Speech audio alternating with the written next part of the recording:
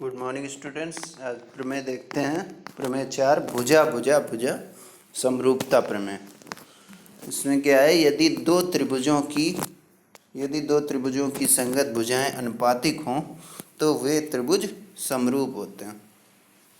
तो देखिए कैसे सिद्ध करेंगे। यानी इस त्रिभुज में तीनों भुजाएं समान अनुपात में दी गई इस प्रमेय में।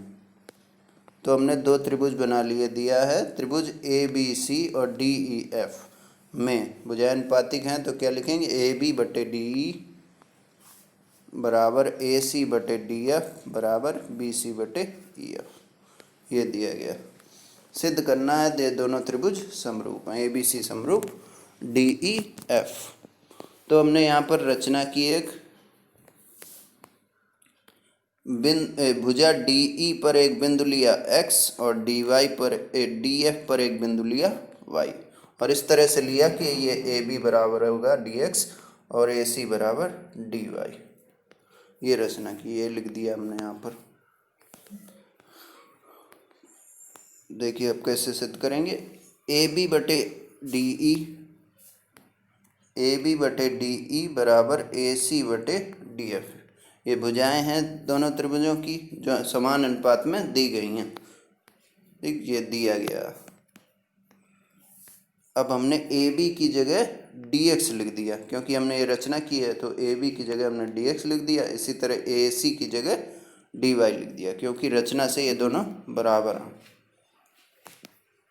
अब देखिए इस वाले त्रिभुज में डी एक्स बटे डी ई बराबर आ गया डी वाई बटे डी एफ के। इसका मतलब थेल्स प्रमेय के विलोम से ये दोनों रेखाएं कैसी हो जाएंगी, समांतर। तो वही लिख दिया एक्स वाई समांतर ई एफ। अब जब ये समांतर रेखाएं हैं तो ये कोण और इधर वाले ये कोण बराबर होंगे, संगत कोण। वही लिखा गया डी एक्स वाई बराबर ई और डी वाई एक्स बराबर कोण एफ। ये संगत कोण बराबर होगा। अब देखिए त्रिभुज डी एक्स वाई और डी ई एफ में ये कोण उभयनिष्ठ है और ये दोनों कोण बराबर हैं, ये दोनों कोण बराबर हैं। यानी इन दोनों त्रिभुजों के तीनों ही कोण बराबर आ गए। ठीक, तो कोण कोण कोण समरूपता से दोनों त्रिभुज कैसे हो गए, समरूप हो गए।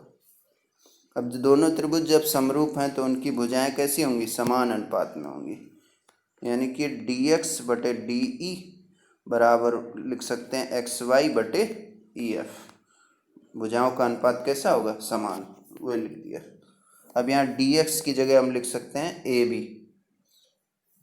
ठीक है, तो ये हो जाएगा ए बी बटे डी ई बराबर एक्स वाई बटे ई एफ। इसको समीकरण 3 लिख दिया। लेकिन दिया गया है ए बी बटे डी ई बराबर बी सी बटे ई एफ। यानी कि ए बी बटे डी ई दिया गया है बी सी बटे ई एफ। यानी ये दोनों त्रिभुजों की भुजाएं समान अनुपात में दी गई हैं। तो उससे ये हो जाएगा ए बी बटे डी ई बराबर बी सी बटे ई एफ। लेकिन हमने समीकरण 3 में क्या निकाला, ए बी बटे डी ई बराबर एक्स वाई बटे ई एफ। अब देखिए इस दोनों समीकरणों की हम तुलना करेंगे। यहाँ पर ये लेफ्ट हैंड साइड सेम है और राइट हैंड साइड में भी इसका हर समान है, तो अंश भी कैसा होगा, समान होगा। अंश में जो लिखा है वो भी कैसा होगा, बराबर। यानी एक्स वाई बराबर क्या हो जाएगा, बी सी के। तो इससे क्या पता चल गया, ये दोनों हमने रचना से बराबर खींची थी और ये तीसरी हमने सिद्ध कर दी, बी सी भी बराबर है एक्स वाई के। तो उन दोनों त्रिभुजों में ए बी सी और डी एक्स वाई में तीनों भुजाएं समान आ गई। एक हमने सिद्ध कर दी, दो रचना से खींची थी। तो भुजा भुजा सर्वांग समता से, यानी किसी दो त्रिभुजों की संगत भुजाएं अगर बराबर हैं तो दोनों त्रिभुज होते हैं सर्वांग सम। ठीक, तो उस सर्वांग समता से त्रिभुज ए बी सी सर्वांग सम हो गया डी एक्स वाई के। तो जब दो त्रिभुज सर्वांग सम होते हैं तो वो समरूप तो होते ही हैं। ठीक है, तो यानी A B C D X Y के समरूप भी है। और हमने डी एक्स वाई समरूप सिद्ध भी किया था, डी एक्स वाई समरूप है डी ई एफ के। तो वही लिखा डी एक्स वाई समरूप डी ई एफ। और डी एक्स वाई समरूप ए बी सी के भी है। इसका मतलब DEF और ABCB कैसे है, समरूप हैं। ठीक, तो इस तरह से ये प्रमेय सिद्ध होगी। इसके बाद एक प्रमेय आपकी बुक में दी है कि अगर दो त्रिभुजों की भुजाएं समान अनुपात में हैं तो वो त्रिभुज समान कोणिक होंगे। मतलब कि अगर भुजाएं अनुपातिक हैं तो उन दोनों त्रिभुजों के कोण भी बराबर होंगे। तो वो इसी तरह से आप सिद्ध कर सकते हैं जैसा इसमें सिद्ध किया गया।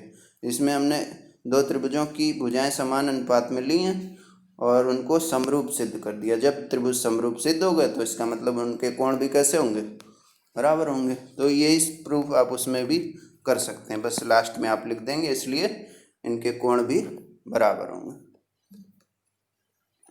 अगली प्रमेय नेक्स्ट वीडियो में देखते हैं। Thank you.